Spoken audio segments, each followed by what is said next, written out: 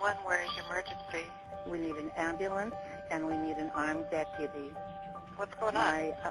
My pet chimpanzee has attacked my daughter. She is bleeding profusely, and the animal has to be shot. 911, where's your emergency?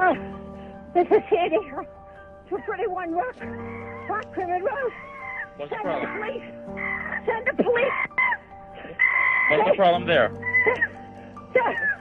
The chimp killed my friend. When it comes to exotic animal attacks, chimpanzees are notorious for inflicting severe injury on humans, and there is perhaps no exotic pet attack incident more famous than that of Travis the chimp, a pet owned by Sandra Harold, who attacked and severely disfigured her friend Charla Nash. This famous tragedy made headlines around the world and introduced viewers to the intensity of a chimpanzee's strength and capacity to become severely aggressive.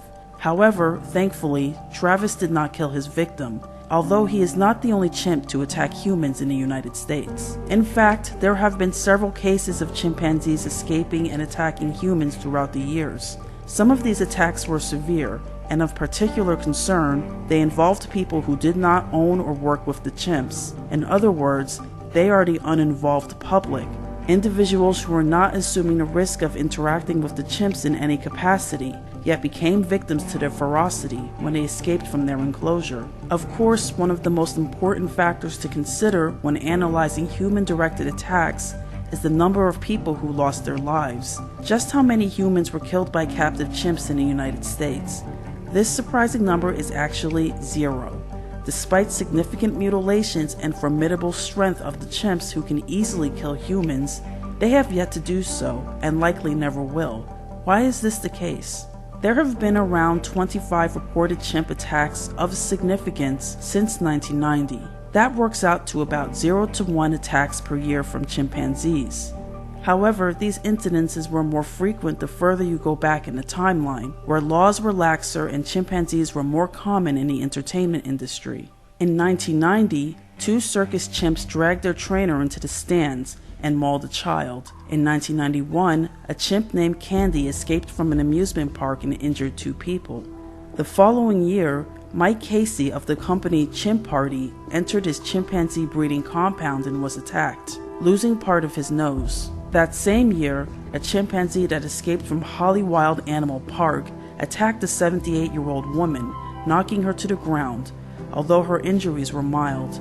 Yet again in 1992, a 180-pound chimpanzee inflicted minor injuries to a 77 and 17-year-old when it escaped from a chimpanzee breeding facility. These cases show how the severity of the injuries vary when it comes to recording animal attacks against humans. A notable incident occurred at the Long Island Game Farm in 1996. A 140-pound chimpanzee named Barney managed to unlock his enclosure, bite his owner, and terrorize a group of children, inflicting minor injuries until he was shot by a park employee. Another incident in 1994 involved a chimp that broke free from Mike Casey's Chimp Party facility once again and entered a home, menacing a family of 7 who was sitting on a couch looking at photos.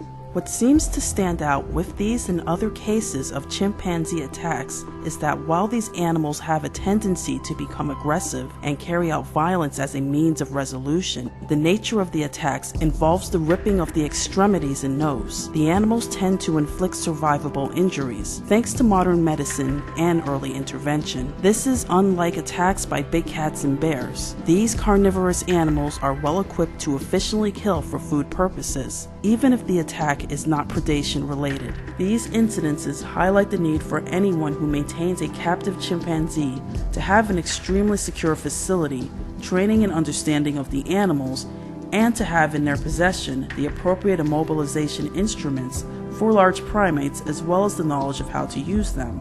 Chimpanzee owners should also be insured. Fortunately, laws and practices have changed since the 1990s. In fact, it is now pretty much impossible for a truly private owner to acquire a chimp as a pet in the United States, and the remaining facilities that do have them are subjected to strict rules in most areas. However, Erica Fleury, the program director at the North American Primate Sanctuary Alliance, told a news outlet that attacks from primates in captivity should be expected, as they're not living natural lives where they can express natural urges and engage in natural behaviors. This is actually not true.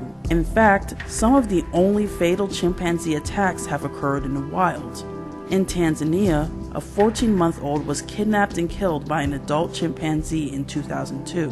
In 2014, in Uganda, a 2-year-old child was stolen from their mother as she was working in her garden. The details of this attack are incredibly disturbing, and the child passed away in a hospital. At least 3 deaths have been reported from these same chimpanzees, as well as more injuries, and habitat loss has been cited as a possible reason for the attacks.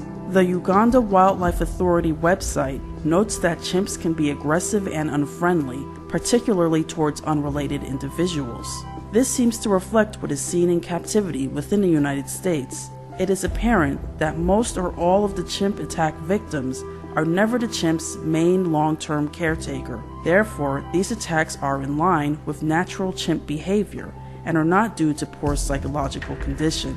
Regardless, as private chimpanzee ownership wanes and more of them are being rehomed to professional sanctuaries voluntarily and forcibly in some cases, the chances that a great ape will kill someone in the United States continue to decrease. Well, that is if you discount human beings.